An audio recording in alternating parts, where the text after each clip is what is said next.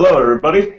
This is Brett Lewis from L4 Group, and I have another session today talking about energy. And today we have Steve Ohl from RF Ohl, and Steve's going to answer some questions that some consumers are curious about, learning, when it comes to air conditioning, HVAC systems, and then just energy systems in general. So, Steve, how's it going today? Good, good. It's nice out. How are you? Very good, very good. Finally, hopefully, we're getting some nice, good, warm weather for the spring. So, so first off, why don't we just start off with give everybody a little bit of a background about what RFO is all about. Sure.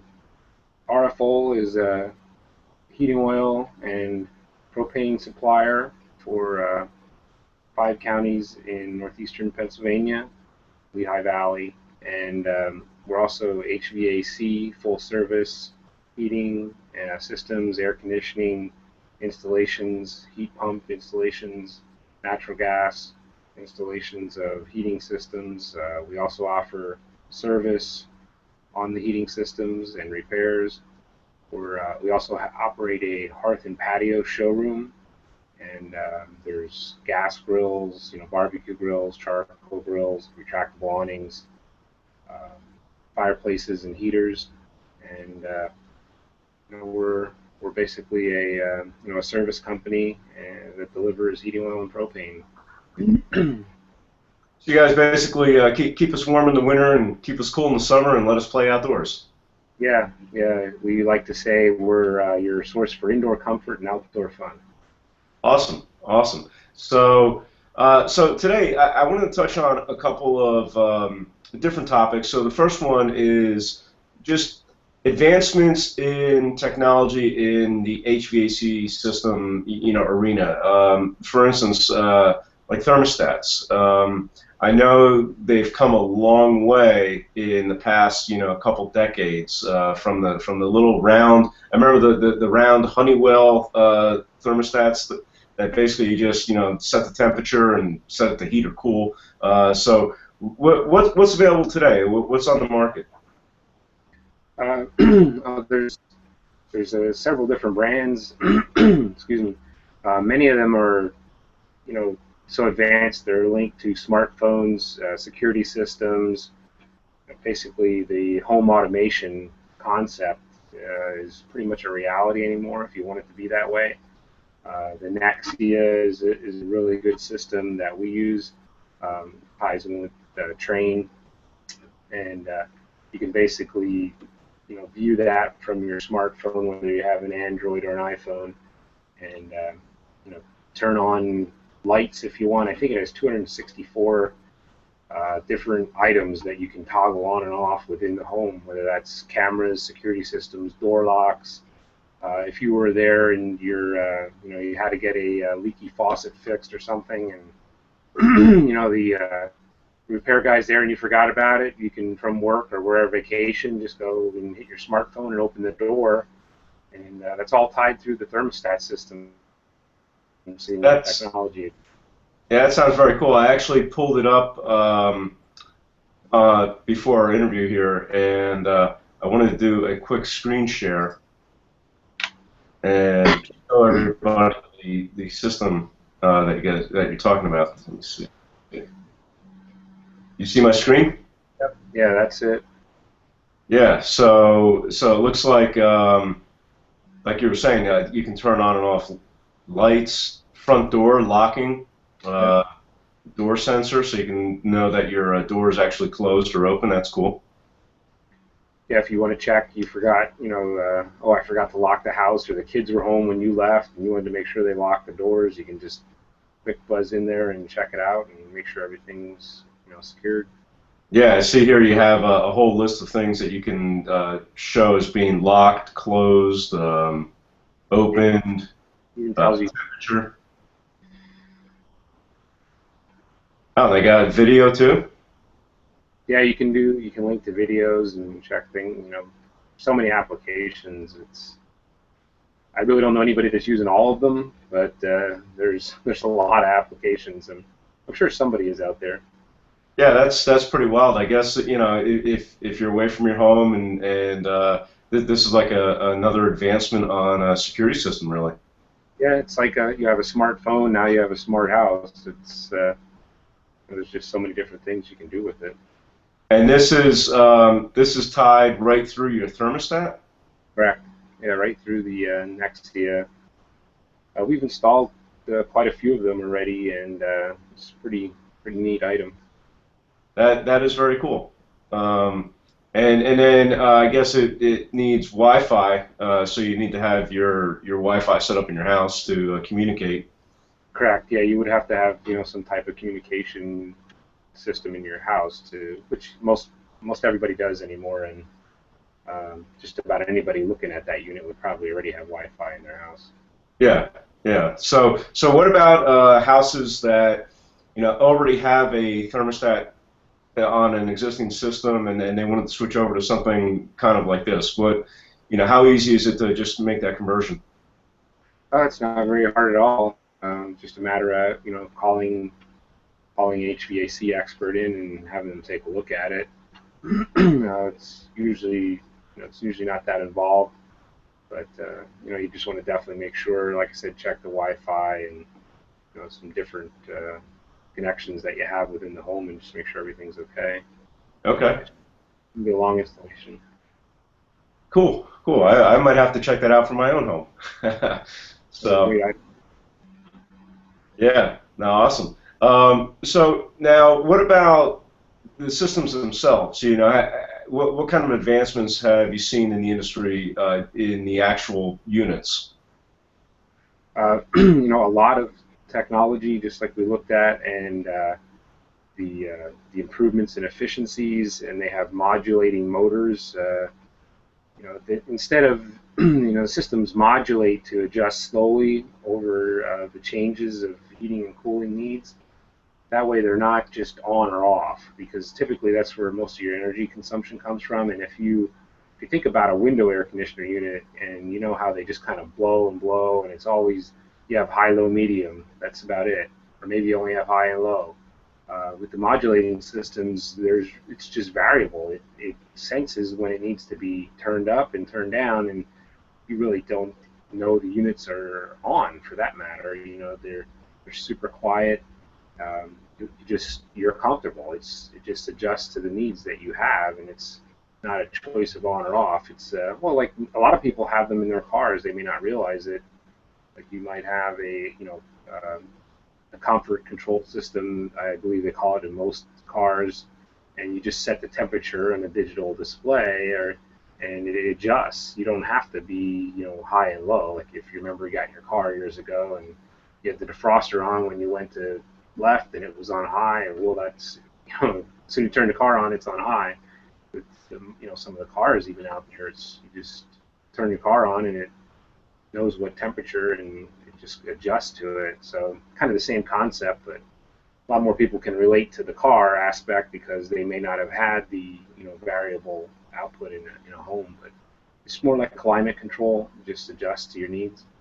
Right, right. So just instead of a simple on-off, it's now you set the thermostat, and then as the house needs more cooling, it kind of amps up to that level, and then slowly kind of gradually it dies down as it satisfies that temperature.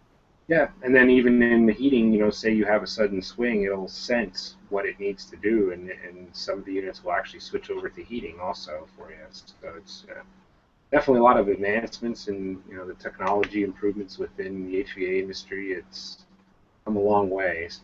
Specifically with the energy needs. As energy costs increase, it's just kind of natural that there will be this competition to make more and more efficient and HVAC and heating systems. Yeah, exactly, exactly. So, all right. So now, what about alternative systems? We've been talking about traditional HVAC systems that you find in houses, but I know the split unit systems they've undergone quite a bit of change over the years as well. Can you talk about that? Yeah, I mean, there's mini split systems out there. There's several different manufacturers. For instance, we use Train, Mitsubishi, and Fujitsu are our three core mini split systems, and between those, we haven't been able to find any configuration that we cannot install any home. We've never looked at a house and said, oh, there's no way we can install a mini split system in this home. It's when we let people know right out, it's like almost any home we can install a mini split system. We did a home recently with 5 separate additions, and it ended up being a combinations install with a main, what we call a whole house air conditioning heat pump system, along with multiple mini split systems. So it worked out, and it's amazing. You could have a 200-year-old house, farmhouse, with all kinds of things you don't know what's going on, because that house was built so long ago. We can come in and take a look at it, and usually there's a way to install a mini split system. Or you could have a brand new home, and you just didn't want to put air conditioning heat pump system at the time, and now you're looking. We don't have to disrupt and put in duct work. It's really typically a day or less installation for you, depending on how complicated the system is. But definitely a lot of advancements on not what I call like a non-traditional whole house heating and cooling system. Right, right. I can imagine the challenges that you'd have running ductwork in a 200-year-old farmhouse with big stone walls in it. Yeah, stone walls, plaster. There's there's a lot of different things, and actually the mini split will do heating also. You can just add a heat pump right onto the mini split system, and now you have heating for the cooler times of the year, and you have in the warmer days you have cooling also. Awesome. So, and just to back up a little bit, can you just briefly describe what a mini split system is for those viewers out there that don't know what that is? Sure. It's it's kind of similar to the concept of the whole house system, except you don't have ductwork and vent registers in a ceiling or a floor. Typically, you'll see these. There'll be a 2 to 3 foot long, what they call a head unit inside the home, and then outdoor there'll be an outdoor unit that's really where it separates it from the whole house unit is the ductwork.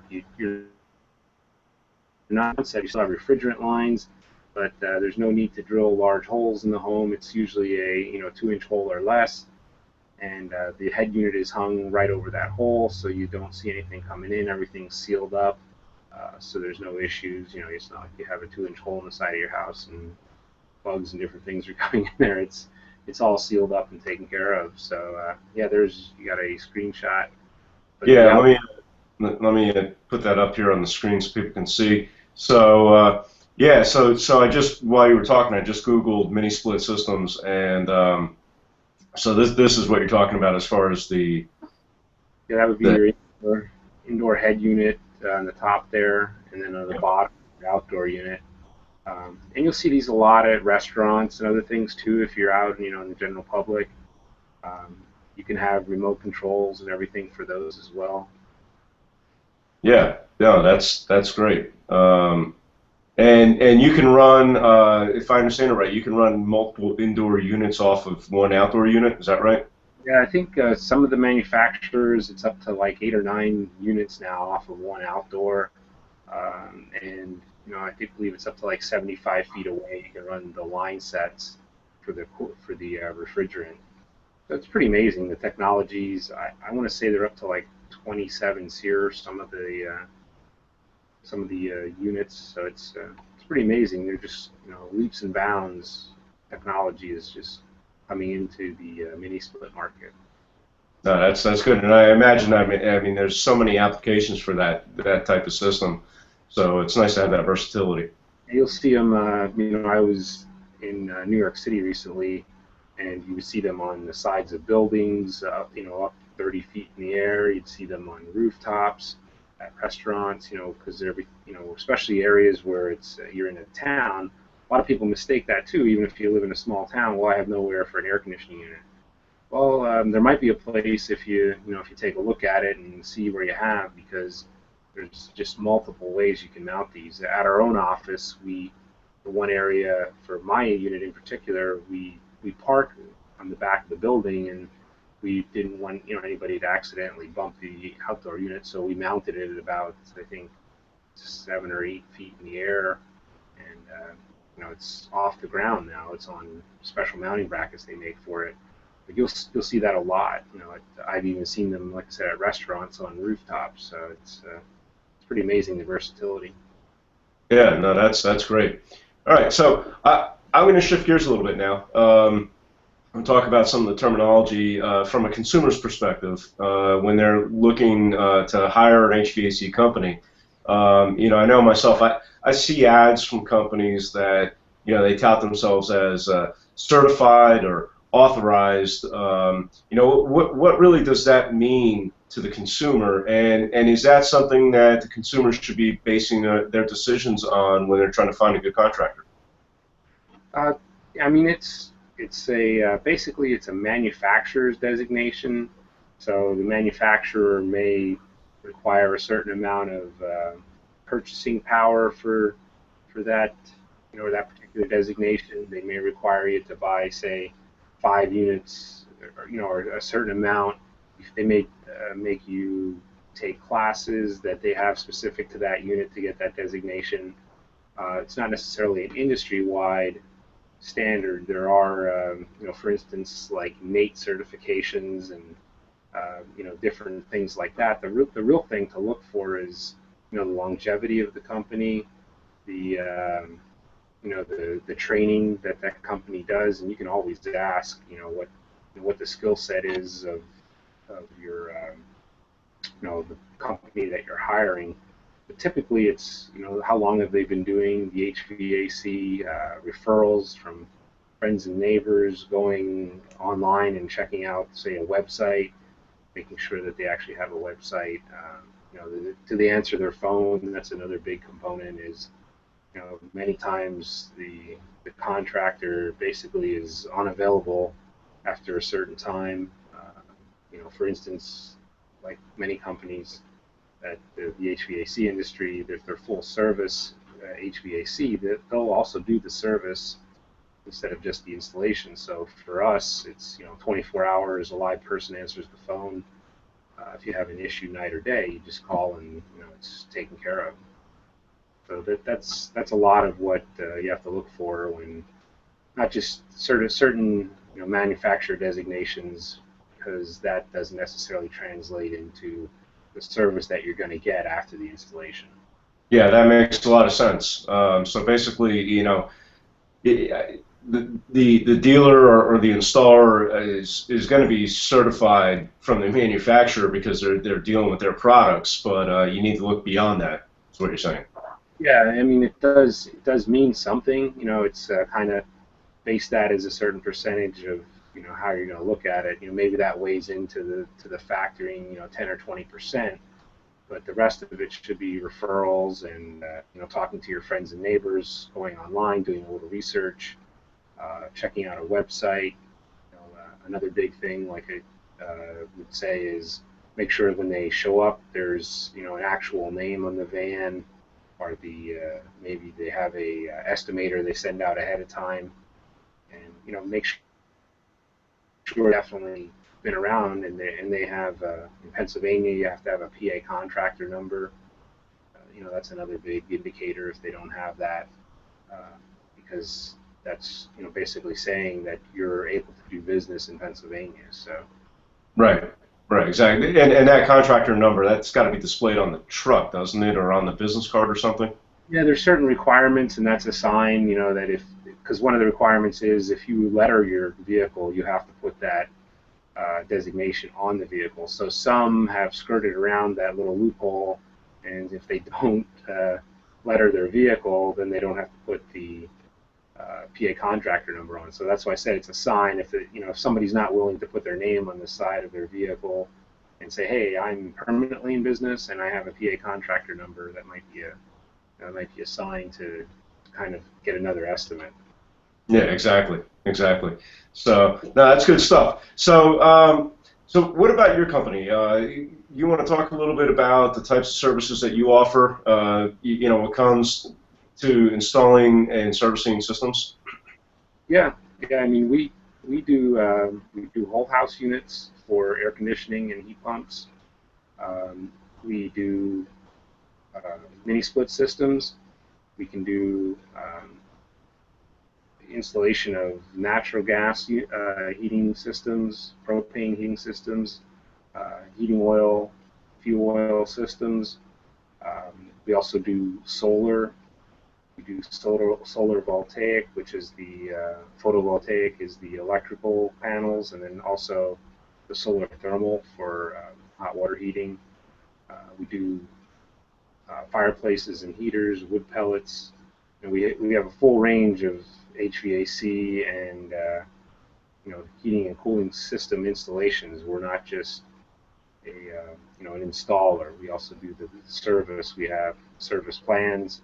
So if a customer wants to have that annual maintenance and not have to worry about calling and remembering to do it, we have plans available for heating and cooling. So we can actually come out twice a year and check out before the heating season, and then also check out before the cooling season. So again, if there's something you're looking for, definitely give us a call. We can we can tell you whether we can or cannot do it, and we have fully trained, fully staffed, and like I said, we're available 24/7. Yeah, and you also something that kind of differentiates you from a lot of other companies out there is you actually have a full-blown showroom where not only can people see the systems that you install, but also all your patio furniture, the grills that you sell. I mean, so you have a pretty large physical presence as well. Yeah, we like to call it kicking the tires. If somebody says, "What's that system look like?" or "How's that work?" You can actually come in and spend time with our home comfort specialist, and he'll walk you through the system, show you the components. We do seminars every once in a while, and we'll have people attend the seminar, and we can get in as in depth as people want to get with how the technology works. But most of the customers, really the main concern is what does it look like and how's it going to work. So that we can usually solve right away. And then the other things we can address when we go out to the home, and we do an estimate. It's a free estimate. We'll go out to the home. Our estimator goes out and takes a look at the house, and finds out the areas that you're having issues with, because not every home is the same. As a matter of fact, no home is the same. So you go into the house. It's usually the questions of what are the issues you want to fix, and usually the homeowner knows exactly where it's not cooling, or this room's hot.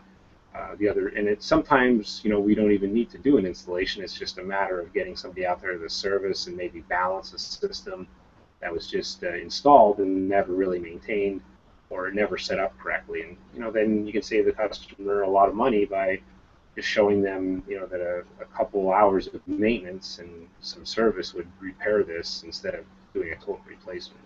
Yeah, exactly, exactly. All right, awesome. Well, thanks for taking the time to answer some of these questions and help us out as consumers. Looking to stay comfortable in the pending hot weather that we're about to get slammed with this next couple months. So, can you let's just wrap up with if you could give everybody your web address if they want to get more information about RFO, your phone number, where you're located, and then that way they can reach out to you if they're interested. Sure. Our website is www.rfohl.com. Our phone number is 610-377-1098. We're actually on Facebook and LinkedIn, LinkedIn and Twitter. If you go onto our website and take a look at the website, there's links there to our Facebook and Twitter accounts, and you can get stay up to date with all the information there. We're in Lehighton, Route 209, which is 400 Interchange Road in Lehighton. Can't miss it. It's right along the road, and big digital sign out front. We always have things posted on there. So yeah, it's one way or another, or give us a call and we'll come to you. But we're easily available. That's good stuff. All right, thanks, Steve. Again, thank you for taking the time to talk to us today, and I'm sure that people found this interview very informative if they are in the market for any kind of air conditioning system or service. Oh, you're welcome. All right, have a good day. We'll see you. Okay, bye.